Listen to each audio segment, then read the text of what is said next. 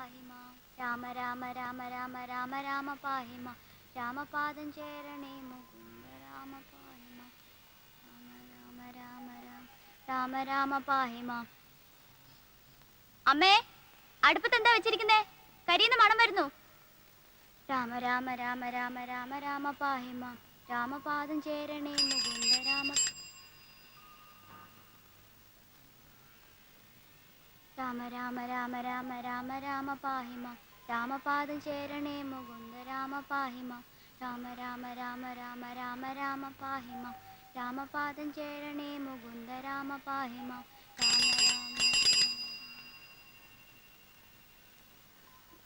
രാമ രാമ രാമ രാമ രാമ രാമ പാഹി മാം. മോളകത്ത് പോയിരുന്ന പോലെ പഠിക്കും.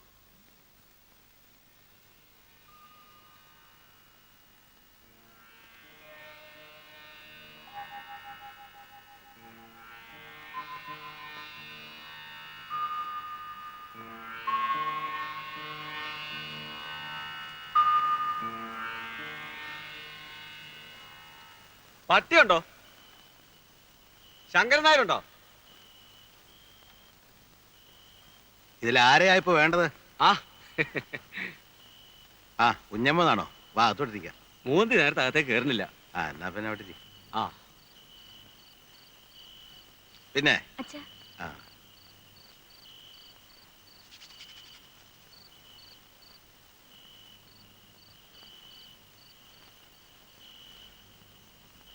മോളല്ലേ? ആ ബോള് തന്നെ വരുബോള്. ബാങ്കിൽ ജോലിയുള്ള കൃഷ്ണനുണ്ണിയുടെ. ആ കുടിക്കാൻ എന്താ? ഒന്നും വേണ്ട, ഇപ്പൊ ചായ കുടിച്ചേ ഉള്ളൂ. പുറത്ത് മഞ്ഞ് വീണ അപ്പ തുടങ്ങും മൂക്കടപ്പും തുമ്മലും. ആ ഞാനൊരു കോളും കൊണ്ടാ വന്നിരിക്കുന്നത്. ആ ഹാജിയാരുടെ തടിക്കമ്പനിയില്ല ഞാനിപ്പോ ഒന്ന് അറിയാവല്ലോ. മുതലാളി ഒരു പുത്തൻ കാറ് മേടിച്ചിരിക്കുന്നു. ഫോറിനാ. നമ്മുടെ നിരത്തിലൊന്നും ഇറങ്ങാത്ത സാധനം. അവനെ അതിന്റെ തത്വത്തിലൊന്ന് കൊണ്ടു നടക്കാൻ ആരുണ്ടോന്ന് ചോദിച്ചപ്പോ ഞാൻ നിങ്ങളുടെ പേരാ പറഞ്ഞത്. അറിവും വിവരമുള്ള ഒരു ഡ്രൈവർ നമ്മുടെ നാട്ടിൽ നിങ്ങളെ ഉള്ളൂ. അതുകൊണ്ട് മുതലാളി പറഞ്ഞത് നാളെ നിങ്ങളെയും കൂട്ടി അങ്ങോട്ട് ചെല്ലണമെന്നാ. ഓട്ടോദ്യം വരില്ല, തരക്കേടില്ലാത്ത കാശും കിട്ടും. കാര്യം എനിക്കിഷ്ടമുള്ള ഏർപ്പാടാ. പക്ഷെ മോൻ സമ്മതിക്കില്ല. അതെന്താ? നമ്മൾ മോട്ടോർ വാഹനം ഓടിച്ചാ ജീവിച്ചതെങ്കിലും പിള്ളേരൊക്കെ വലിയ വലിയ നിലയിരിക്കുമ്പോ അവൻ സമ്മതിക്കില്ല. ഇന്നല്ലെങ്കിൽ നാളെ അവൻ ബാങ്ക് മാനേജരാ. ആലോചിച്ചിട്ട് പറഞ്ഞാ മതി. ആലോചിക്കാനൊന്നുമില്ല, പിള്ളേര് സമ്മതിക്കില്ല. ഇവിടെ തന്നെ. ആ എത്രയായി? 10 രൂപ. 10 രൂപ? റെയിൽവേ സ്റ്റേഷൻ ഇവിടം വരെ 10 രൂപയോ? ഇത് എവിടുത്തെ കണക്കാ? എടോ ഇതിന്റെ മീറ്റർ എന്ന സാധനം ഇവിടെ. മീറ്റർ ഒന്നുമില്ല, 10 രൂപ. എടോ മീറ്റർ ഇല്ലാതെ വണ്ടി ഓടിക്കാൻ തന്നോട് ആരാ പറഞ്ഞേ? ന്യായമായ ചാർജ്. എനിക്കൂടെ തോന്നണ്ടേ? ഈ വണ്ടിക്ക് മീറ്റർ ഇല്ല എന്ന് എഴുതിയത് ഞാൻ കേറില്ലായിരുന്നല്ലോ.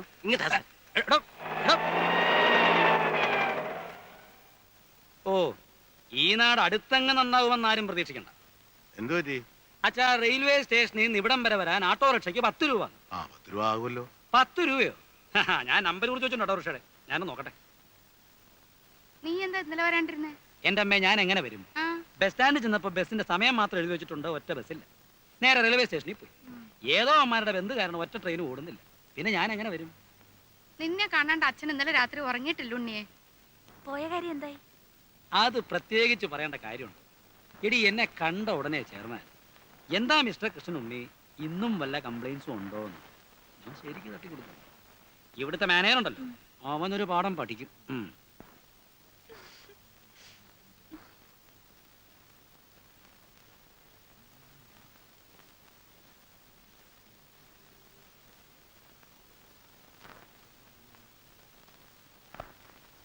Railway ticket okay.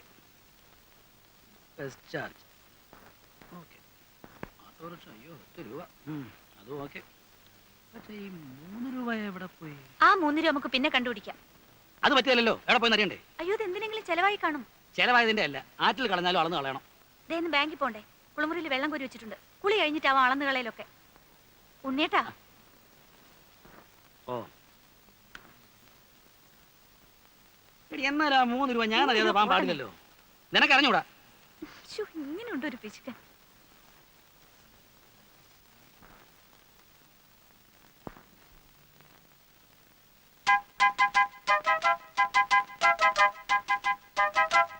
ഇവിടെ വാടാ, ഇങ്ങോട്ട് വാ. അവിടെ നിൽക്കാൻ. അമ്മേ, അമ്മേ, നടക്കണം അങ്ങോട്ട്, നടക്കാൻ. ദാ ഇത് കണ്ടോ, കുറെ നാളായി ഇവൻ ഈ പണി തുടങ്ങിയിട്ട്. എന്റെ ഈശ്വര, ഇതും തുടങ്ങിയോ? യവനെ ഇനിയിപ്പോ എന്താ ചെയ്യാ? അയ്യോ അമ്മ, ഇത് ഇന്നോ ഇന്നലെ തുടങ്ങിയതല്ല. 2-3 ദിവസമായി ഇവൻ അടുത്തൂടെ പോകുമ്പോഴൊക്കെ ഒരു വീടിയുടെ നാറ്റം. അയ്യോ ഈ ഉണ്ണിയേട്ടൻ കള്ളം പറയുന്ന. ഞാൻ ഇന്ന് ആദ്യമായിട്ട് ഒരു കുറ്റി വെടി വലിച്ചു നോക്കുന്നത്. ആ, കാളെ ഉണ്ണി മേലാ വീടി വലിച്ചിട്ടുണ്ടെങ്കിൽ ആ നിങ്ങളൊക്കെ അവനെ ചീത്തയാക്കുന്നത്. ഇപ്പതേ കുറ്റിപീടി, നാളെ മുഴുവൻ പീടിയാകും, മറ്റന്നാൾ സിഗരറ്റാവും. അച്ഛാ, ഒരു പാക്കറ്റ് സിഗരറ്റ് എന്ന് വെച്ചാൽ രൂപ എത്രയായി? കാശ് കിട്ടാതാവുമ്പോ അവൻ എന്റെയോ അച്ഛന്റെയോ പോക്കറ്റ് നിന്ന് കക്കാനും തുടങ്ങും.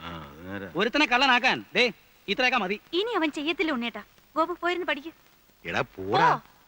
ഇതുകൊണ്ടൊക്കെ തന്നെ ഞാൻ പറഞ്ഞതിന് ഡ്യൂട്ടികളൊന്നും അയക്കണ്ടെന്ന്. വേണ്ടാത്ത ദുശീലൊക്കെ പഠിച്ചു വയ്ക്കാൻ. ഉണ്ണേട്ടാ പോയി കുളിക്കാൻ നോക്കൂ. സമയം എത്രയെന്നറിയോ? കുറച്ച് ചെറിയൊരു കാര്യം കിട്ടിയോ അത് ഊതി വലുതാക്കാൻ. പണ്ടേ സ്കൂളിൽ പോകുമ്പോ വഴി കിടന്ന വീടി കുറ്റിയെടുത്ത് വലിച്ചതിന് ഞാൻ തല്ലിയ പാട് ഇപ്പോഴും എന്റെ തുടയിലുണ്ട്. ആ ആളായിപ്പോ. അച്ഛന്റെ സ്വഭാവം തന്നെയാ മക്കൾക്കും. അത് ശരിയാ, അമ്മ വീടി വലിക്കല്ലേ. സതി നിർത്തലാക്കാൻ മുൻകൈ എടുത്തത് ആരാന്നാ പറഞ്ഞേ? ഗോപാലകൃഷ്ണ ഗോഖലെ അല്ലേ? അല്ലെന്നോ? എന്നോടോ? നിന്നോടാ ചോദിച്ചത്? ഗോഖല തന്നെ. ഗോഖല തന്നെ. നീ രക്ഷപ്പെടില്ലടാ, നിന്റെ കാര്യം പോക്ക. ഇങ്ങനെ എല്ലാരും കൂടെ ചവിച്ച് ചവിച്ചാ ഞാൻ ഈ ഗതിയായത്. എങ്ങനെ ശവിക്കാതിരിക്കൂടാ? ഇന്നലെ വരെ രാജാറാം മോഹൻ റായ് എന്ന് പറഞ്ഞിട്ട് 24 മണിക്കൂറിന് എങ്ങനെയാടാ ഗോഖലയായത്? ഇത് നിന്റെ അവസാനത്തെ മാർച്ചാ, നോക്കിക്കോ. ഓ, എന്താ ഒരു കണിയാന്റെ ചുമ? ഏട്ടനോടൊരു കാര്യം ചോദിക്കാൻ സെക്രട്ടറി പറഞ്ഞു. എന്താ? ഞങ്ങളുടെ ട്രൂപ്പിന് ആ, ഒരു വണ്ടി സ്വന്തമാക്കിയാൽ കൊള്ളാമെന്നുണ്ട്. അതിന് ഒരു ലോണ് ശരിപ്പെടുത്തി തരാൻ പറ്റുമോ? എടാ, വർഷത്തിൽ 10 സ്റ്റേജ് പോലും തേക്കാത്ത നിന്റെ ട്രൂപ്പിന് ലോൺ വാങ്ങിച്ചെന്ന് ഞാൻ വെള്ളത്തിലാവണോ അല്ലേ? 10 സ്റ്റേജോ? ഇപ്പൊ തന്നെ ശാന്തി മുഹൂർത്തം 25 കഴിഞ്ഞു. ആ, കളിക്കുന്നിടത്തൊക്കെ നല്ല കൂവലാണെന്ന് കേട്ടു. ഹേ, അത് മറ്റു ട്രൂപ്പുകാർ പറഞ്ഞു പരത്തുന്നതാ. ആ, നിന്റെ അഭിനയത്തെ പറ്റി ആ, ആ, ആ. തരക്കേടില്ലാത്ത പുറഭിപ്രായമുണ്ട്. ആ അത് ഞാനും കേട്ടു. നീ പോടത്തുണ്ടി. ആ, ആ. വാ. ഒരു സ്റ്റേജിന് നിനക്ക് എന്ത് കിട്ടും? തരക്കേടില്ലാത്ത വിധം കിട്ടും. കൃത്യമായ സംഖ്യ പറ. അത് 150. 150 രൂപയോ? നിനക്കോ? എടാ സത്യം പറ, ഞാൻ പോയി അന്വേഷിക്കും. അന്വേഷിക്കുക, എന്നാ 100ഓളം വരും. എടാ ശരിയായ സംഖ്യ പറഞ്ഞു. എന്തൊരു ശല്യം ഇത്, മനുഷ്യന്റെ വിശ്വാസമില്ലാത്ത പോലെ. ആക്ക് വളച്ചാ കള്ളേ പറയും.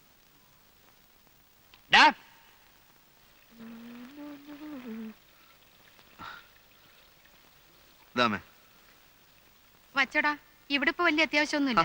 കുഴപ്പമില്ല, എന്റെ ആവശ്യത്തിനുള്ളതൊക്കെ ഞാൻ എടുത്തിട്ടുണ്ട്. അടുത്ത സീസൺ ആവട്ടെ, ഞാനിവിടെ ഒരു കലക്ക് കലക്കും. പല വലിയ സമിതിക്കാരും എന്നെ വിളിച്ചിട്ടുണ്ട്. മാസത്തിൽ 30 ദിവസവും കളിയുള്ളവര്. ഓ, മാസത്തിന് 30 ദിവസം ഉണ്ട്, എനിക്കറിയാം. നീ പോയി കുളിച്ചിട്ട് വന്നേ, എന്നിട്ട് എന്തെങ്കിലും കഴിക്കാൻ നോക്ക്. എന്റെ അമ്മയെ ഇന്നലെ വടകരയിൽ ഞങ്ങളെ നാടകം കാണാൻ ഒരു സിനിമാ പ്രൊഡ്യൂസർ ഉണ്ടായിരുന്നു. ഭാവി എന്താന്ന് പറയാൻ പറ്റില്ലോ, ചിലപ്പോ എന്റെ ചിത്രവും ചുമരിന്റെ മേലെ വരും. ഓടാ, പോയി കുളിക്കടാ.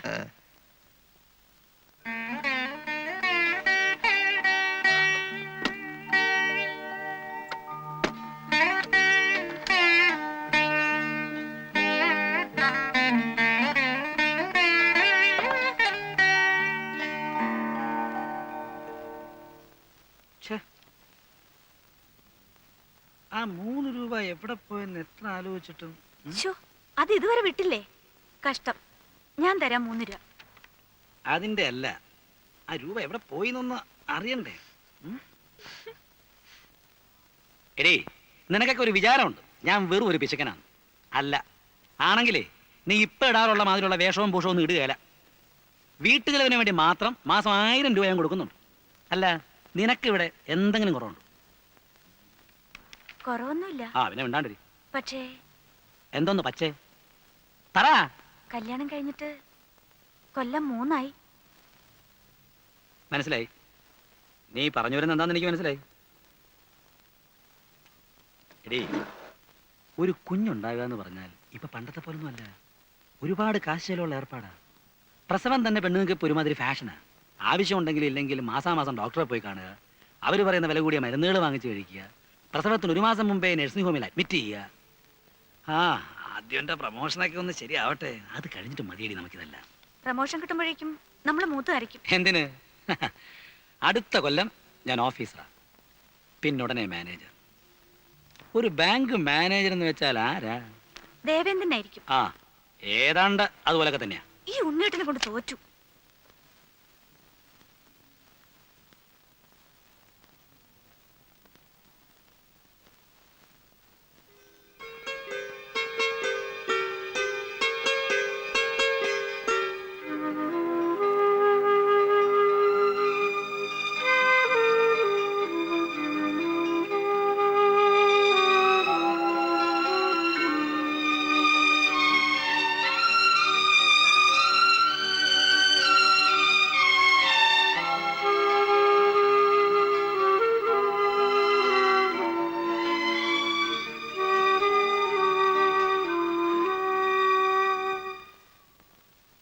എടി, ആ 3 രൂപ ഞാൻ ഹെഡ് ഓഫീസിലെ പ്യൂണിന് ചായ കുടിക്കാൻ കൊടുത്തതാ.